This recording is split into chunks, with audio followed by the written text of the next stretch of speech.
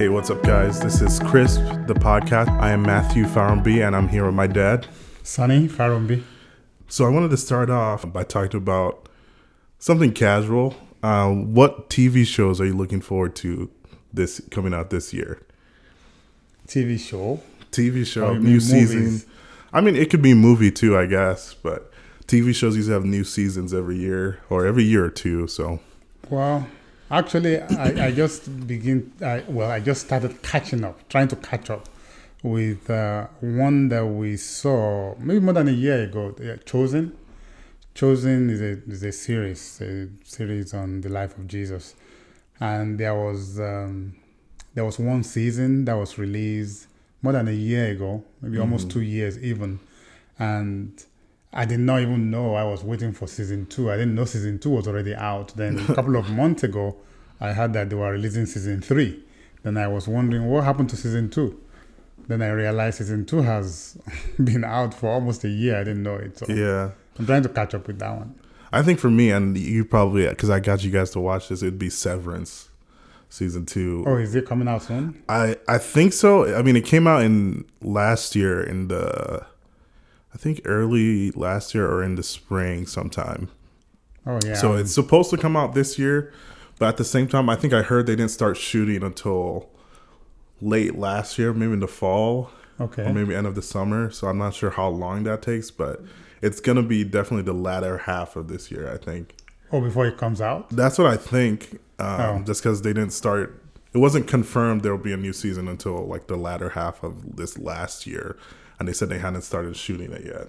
Oh, that's interesting. Yeah, I like that show too. I would love to see what happens in season 2, and I hope they actually drop more than one season this time around. Maybe seasons 2 and 3. No, I don't think they're gonna do that. Yeah. And then we can go kind of into the main topic that we were planning on talking about, is continuing on the topic from last time, which is this respect, but kind of going outside of that and talking more general about respect, irrespective of the differentiation between cultures. So just general respect of things that people of different cultures can interpret. So yeah, how do you want to start that then?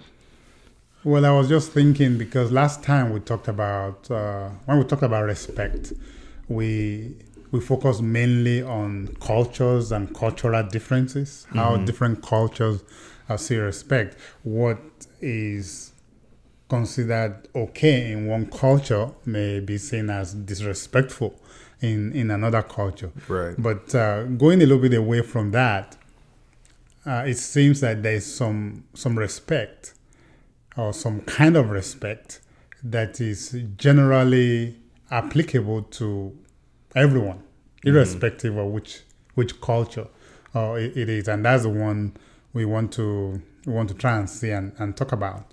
We are trying to define respect in that sense as the act of giving consideration to others, just being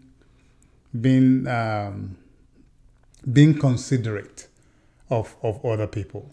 And the more I thought of this, the more I realized that it's actually so big, it's wide and deep than just being on the surface. So for example, is respect relevant between people in relationships or even at work amongst professionals?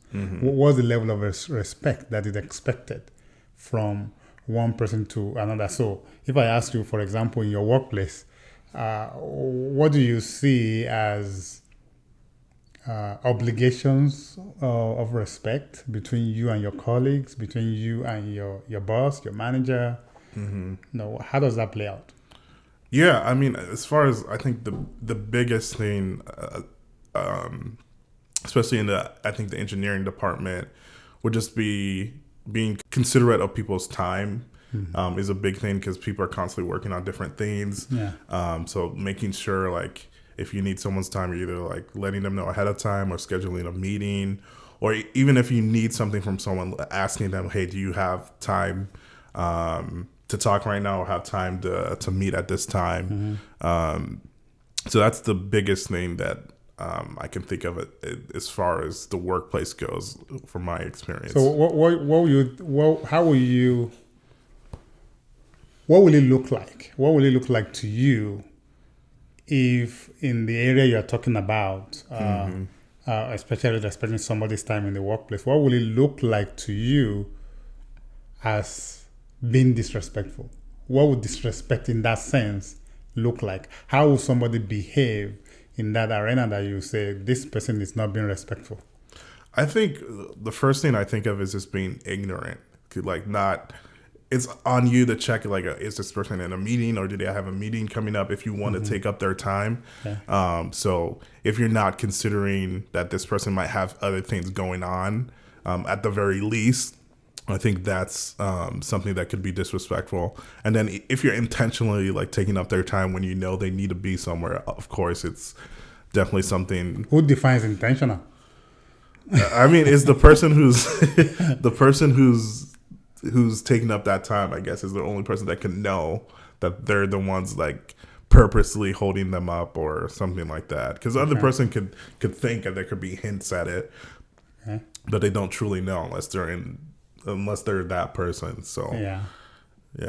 That's kind of interesting. You talk about respecting people's time, and that's one of the big areas, the biggest areas actually I have seen, that many of us tend not to show respect to other people. We don't give consideration to other people when it comes to time. One of the ones that actually comes to mind for me, which is very common, maybe it's not as common since the coming of smartphones, is phone calls. Yeah, For I know example. you mentioned that in the book too. Yeah, I mentioned that in the book. And that one, it was when I was doing the research for the book, that was one of the things that struck me, because we just pick up the phone and call someone, especially if they are friends or family members and things like that. We get telemarketers, for example.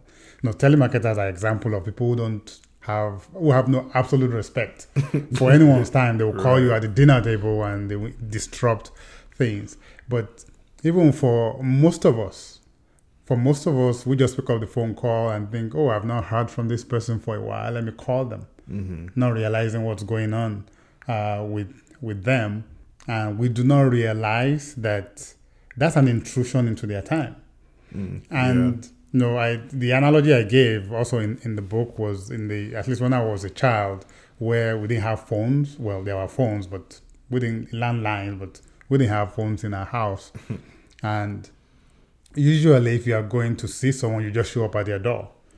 There's no way to communicate to them and tell them I'm coming. You just show up at their door.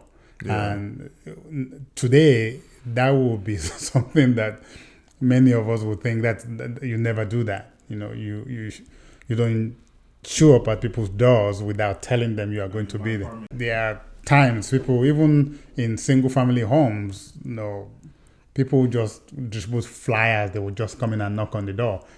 We have these peepholes or side panels that you can look and see he's unfamiliar face, or you think they're trying to sell you something. You just stay quiet. You don't open the door for them.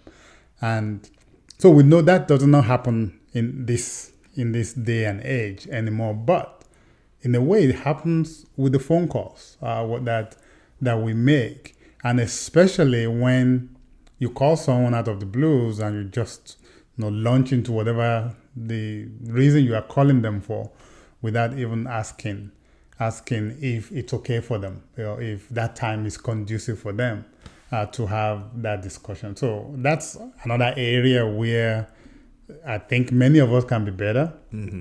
I have learned over the last several years that usually when I call people out of the blues, the first thing that comes out of my mouth is, do you have a time? Is this a good time to talk? Do you have a minute or something like that? Or sometimes I will text them. I will text them first and say, do you have time to talk? When is a good time to call? Something like that. And I feel like your relationship with that person plays into that too. Yes. Like if you know someone well enough, if I'm going to call them at maybe 10 a.m.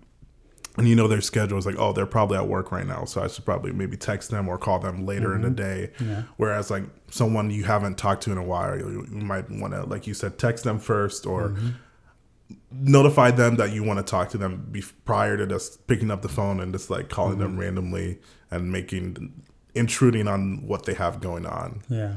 But, well, maybe that's more applicable to people in my generation and older.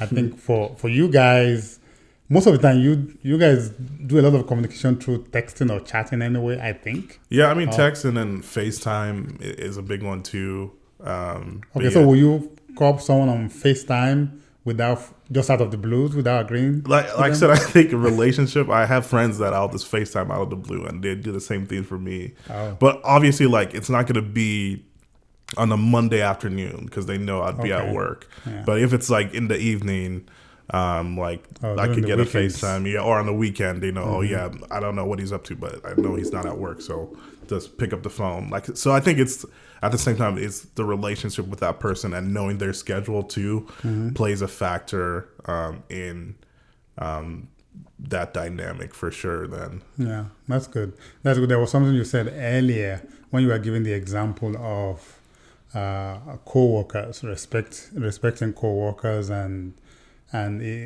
talking about if someone is intentionally trying to just take over somebody's time or something, and I said, who determines that?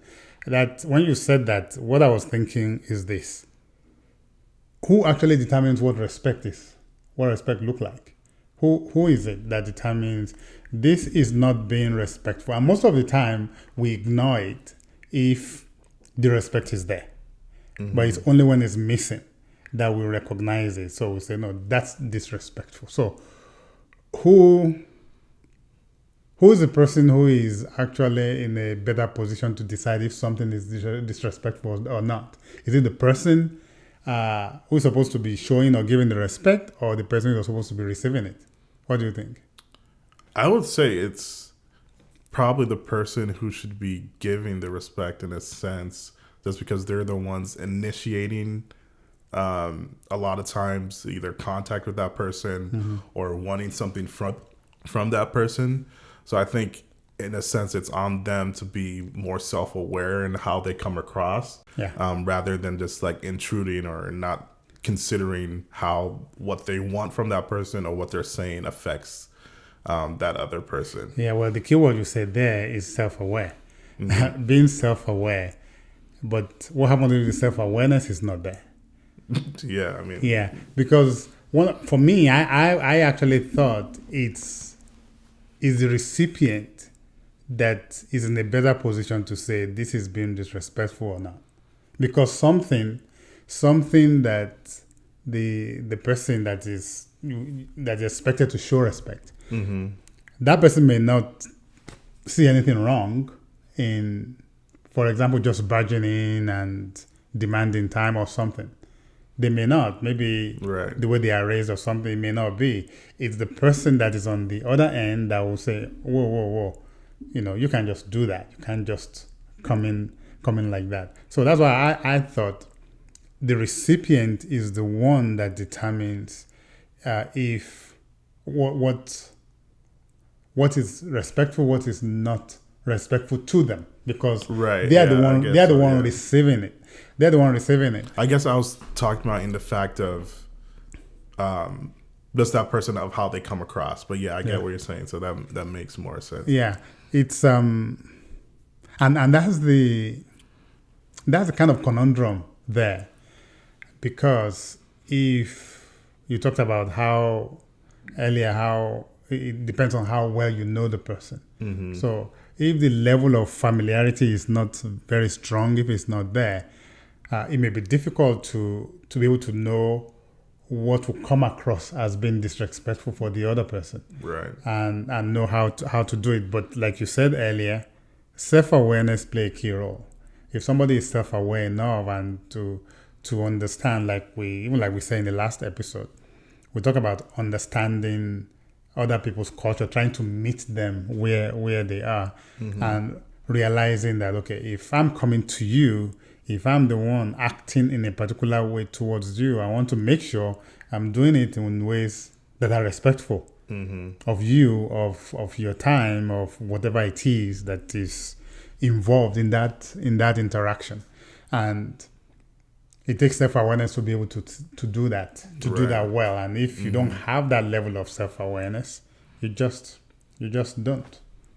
And it's well, it is something. We're talking about time, respecting people's time. One other area that I've seen has to do with either being late or early for things. Oh, yeah. And sometimes we don't see that too. We don't realize that. And when you talk about either being late, not even early, being late for something, that means there is a specific time already communicated, right? Because if not, you can accuse someone of being late to anything. Right. If you just say, no, come to my house tomorrow. No, tomorrow maybe at 11:59 p.m. tomorrow night.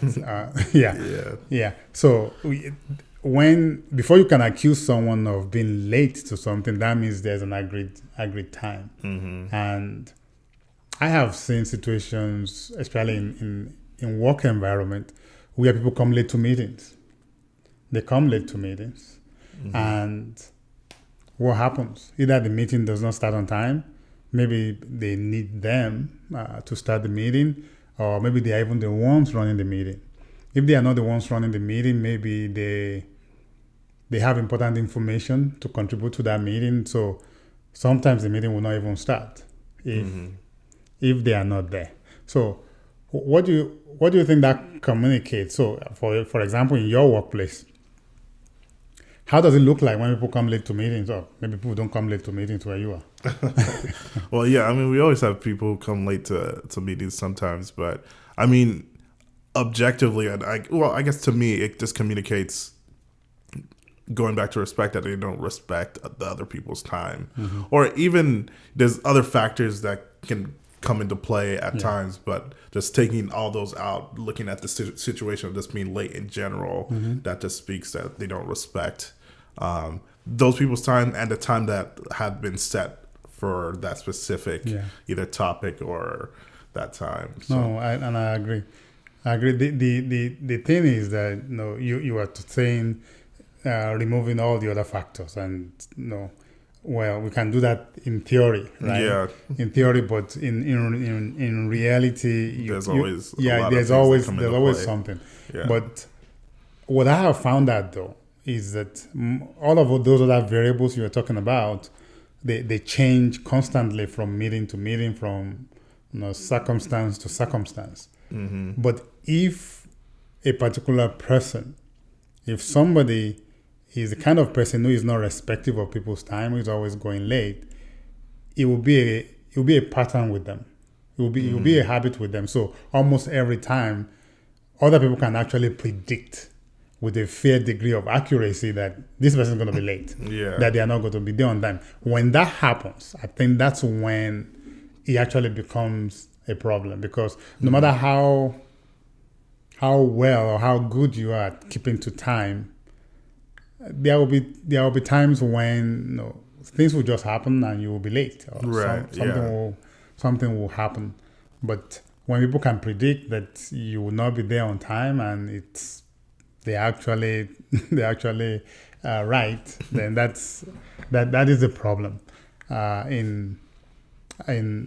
to watch out for. But unfortunately, I think that's one of the areas many people don't pay attention to when it comes to trying to be respectful of other people, respecting, being there on time. I've learned many years ago when your mom and I were in the class together, and I think the class would start at 6 p.m. and 6 p.m. means 5 minutes to 6. If you actually arrive 4 minutes to 6, you are late. You are late, and sometimes you are locked out. You're actually locked out of the class because you are trying to keep that discipline. So everybody tries to get there latest 5 minutes to 6, and you are in. So that has stayed with me for a long time. Every time, no matter what it is, I want to be there at least 5 minutes before. And when it comes to meetings in the workplace, sometimes I even think the design of the meetings may be the problem. Some people book meetings back to back to back to back. Yeah. Yeah. And then you are running from one meeting to the next one. If your first meeting runs over, which some meetings tend to do sometimes, runs over, guess what? You're already late for the other one. And then depending on the distance between the locations, you may be running to get to the other one. And that's one of the reasons why especially for some of the clients I coach, the executive clients I coach, I always recommend that they never book. I always say do not book meetings back to back, no matter what. If you have a meeting, half an hour meeting, 1 hour meeting, the moment that meeting is set, I always recommend that they block out the next half hour. Block out the next half hour on your calendar. Don't book anything. Don't schedule anything in that time split, or at least 15 minutes, but usually 1 hour. Usually half an hour, 30 minutes after that. And what it does is that it helps you to kind of decompress from the meeting that you just ended. It allows for, if that meeting runs over by a few minutes, and then you're able to decompress, reflect on what you need to do from the meeting, maybe take notes and do things like that, and then also allow you time, space in your head to prepare for that next meeting. Right. Before you get in there. And I will tell you from my experience, meetings in organizations is where many organizations lose a lot of money. And by losing money, they are wasting time. They waste a lot of time in meetings, very useless meetings. We waste a lot of time in there. And the big portion of that, apart from the content of the meetings themselves, is the scheduling of the meetings. Because we book them back to back to back, and then somebody's late, and because they are late to the next one, maybe the previous meeting ran over, they are late to the next one, and then that next one doesn't start on time because maybe they are waiting on them for something, and then it just has a cascading effect. At the end of the day, I have actually seen leaders and executives that they lose information. Because, like I said, you are not able to decompress and kind of reflect on your previous meetings before you prepare for the next one. They just go back to back to back. And at the end of the day, some of the things, either action items or reflections from the previous one, maybe that was like 5 or 6 meetings ago. At the end of the day, they have lost something. Right. And then maybe the following week or a few days later, they have the same meeting all over again to discuss the same thing. Yeah, I don't remember what company it was that I heard of that they said that if you're not actively contributing or receiving from that meeting, that you can just leave. Like, I'm not like in a like trying to disrespect the people who are not doing anything, but more so trying to respect the people's time who don't really need to be there. I don't remember what company it was, but because a lot of times you can leave midway through the meeting or not show up at all. Yeah, I think more so not show up at all or not needing to be there. And this was more so in like virtual meetings, because like physical meetings, getting up and leaving is distracting for people. So more so like a Zoom meeting that you're not actively contributing or like receiving from. But also something you said is with those meetings back to back, I think also pointing out, like you said before, it's like making sure that's not, if you can, for sure, spacing it out, but making sure you're constantly, that's not happening on a constant basis. Because I know sometimes there's deadlines that happen to stack up on in maybe a week or a day's period. So you might have those meetings that have to be back to back. But making sure that's not consistent, I think is pointing that out for sure. Yeah, those can be exceptions, not the norm, right? It's not normal. Anyway, so we were talking about respecting people, their time. What about what they do? That's another level of respect. Respecting what people do. And that's another one that I have seen that it seems, it's unconscious. A lot of the disrespect that I have seen, it's unconscious. We are not paying. It's just because we are not paying attention to it. Like you said earlier, is the self-awareness. We are not self-aware in that context. So, for example, See, if you ask me, how do I see a janitor in a place? Somebody who cleans the floor, somebody who. So you're saying who their cleans occupation? Yes, okay. When you say what they do, I think it's like an activity. So I'm like, what? Yes, occupation is what I mean. Their jobs, the jobs that they actually do. So if you ask me how I see them, I say, oh yeah, they are human beings. I respect them, but do I really, really show them respect when I interact with them? When I interact with them, when I see them rolling their cart in the hallway or they are going to the bathroom, what stories am I telling myself in my head? Or even what you do that affects them. So like leaving your trash out or not putting stuff away in a sense can also be a way to pay respect for that person's job. That's part of it. That is part of it. When you just throw things, throw trash on the floor, and as I'm saying that, I remember a video, a short video. It was a grainy video I found several years ago. It was a high school. It was a high school. Somebody was running for class president in high school, and in that video, it was actually amazing. This person said, "Am I the only one who is trying to find the right word? Am I the only one who doesn't like the idea of being told to pick up my own trash when we have people paid to pick up the trash for us?" Something like that. Yeah. This was part of his campaign speech to the students, asking them to vote for him. And it's funny, I don't want to mention the name. I actually still remember the name because that person, this was a long time ago, that person eventually became a leader, one of the top leaders known in our government here in the United States. I saw the video many years ago, but that's the funny thing. When we look at people and look at their jobs, their occupation, what they do, and we think, this is beneath me. Now, like I said, we don't consciously say it's beneath us. We won't. If somebody asks you with your conscious mind, you will say, "Oh no, I respect them." But it is the unconscious.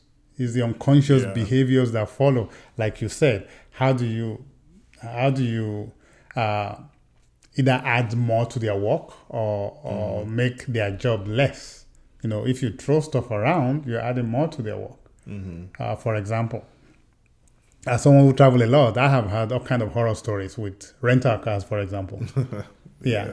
And I've seen that in instances where people even think, well, I paid for the rental. I pay for the rental car, so I can as well do whatever I want with it. Where they return the rental car to the company and there's all kind of mess in there. I have heard of situations where people find syringes. I don't know what they do with the syringe. We find used syringes in there. Some people will have gasoline, those gasoline containers that they will have in the car. They'll have in the car, and especially in the heat during the summer, you put gasoline and you roll up the windows, all the heat and everything. It's very tough to get the smell out of the car afterwards. I've seen instances people talk about dirty diapers. Dirty diapers that has been sitting in the car for like days, kind of marinating there. And they return all of those things because they think, well, some people are paid to clean up the car. So, and I think there's like two sides to that, because there's definitely the people who purposely don't care and leave it.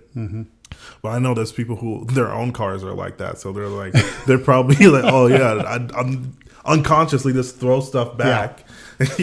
Don't think of, oh yeah, it's probably going to be someone's job to clean this up, to pick this up. So yeah, that's the thing. That's the thing, and you make a good point.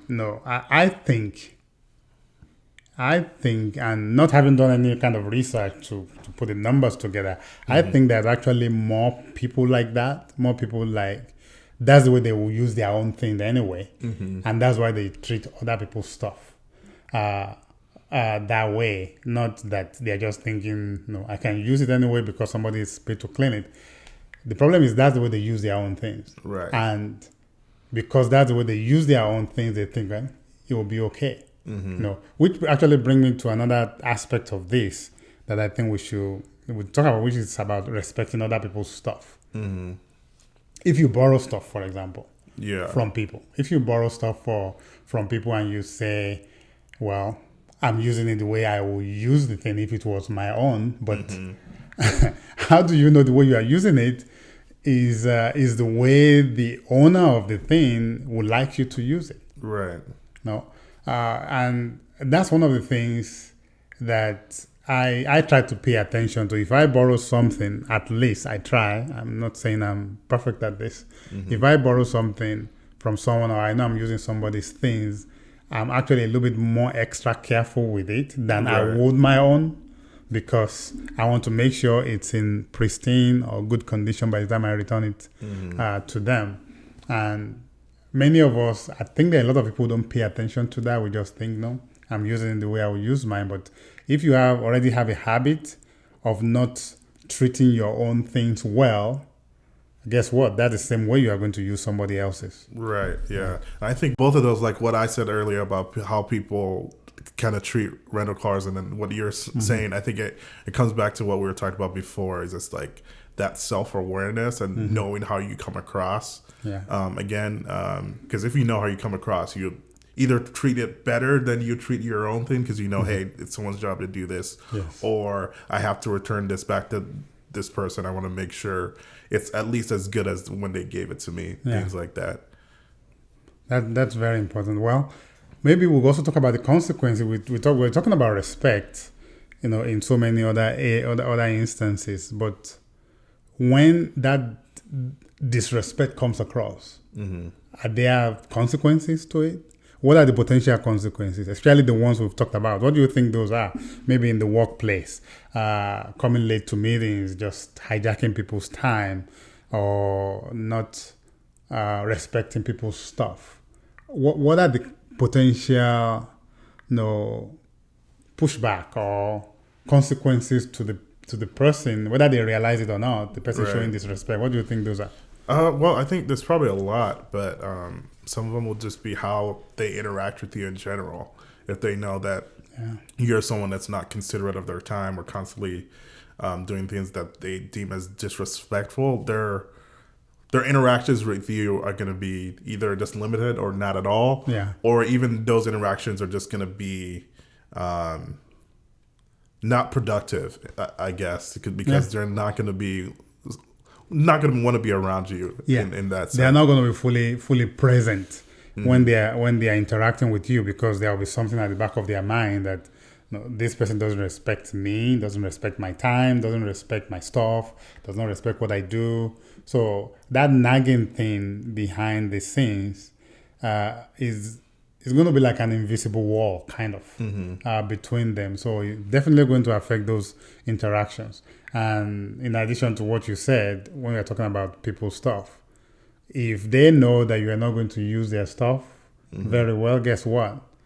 They may not lend you that thing or allow you to use that thing anymore. They will make up an excuse. Even if they are not using it, they will say, sorry, I need it. I'm going to use it, or something like that. Right. And I just thought of this because I know you also brought it up in your book too, but that's also going to not just affect you and that person, but also affect the people in the future, because they're going to have bad experiences, especially in the case where you lent something out and maybe that person didn't treat it right, or returned it in a state that was maybe broken or something like that. They're going to be hesitant to loan things out for other people as well. So it's also affecting not just you and that person, but everyone that they might interact in the future. Definitely.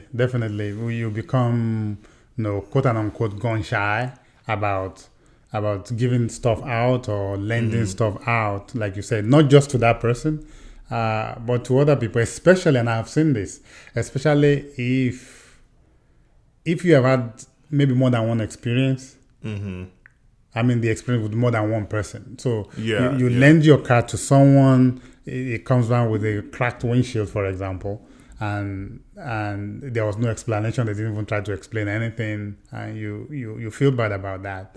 You said, okay, maybe it's just them, and then another person. You lend it to them, something similar happened, there's a scratch, and they didn't say anything. No, you may be thinking, you know what, I'm not lending my car out to anybody ever.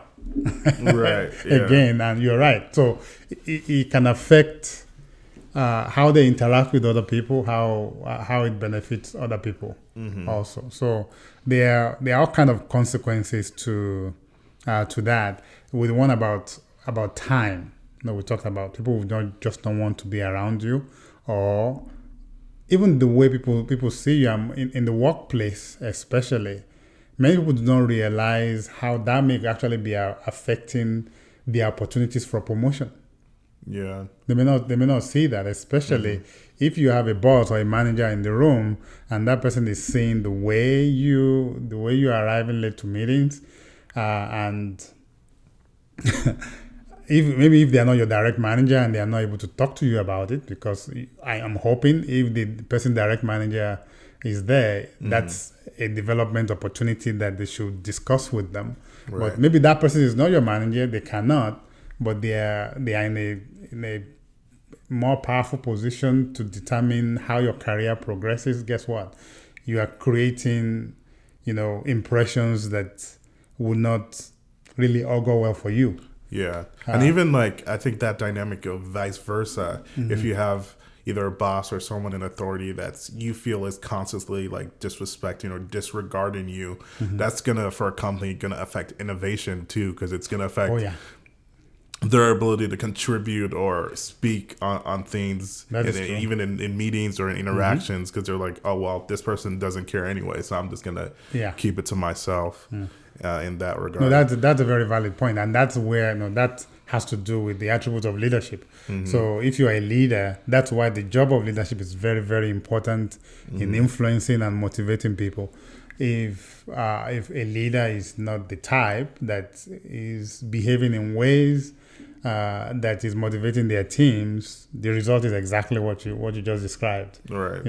People will not give their best. You start seeing things like this quiet quitting that people are talking about. Yeah. People quiet quitting and things like that. I've had quiet quitting. Then from the other side, I've been hearing quiet firing also. I don't exactly get that completely, because they are not firing them, but they are quiet firing them, something like that. So it's a conundrum.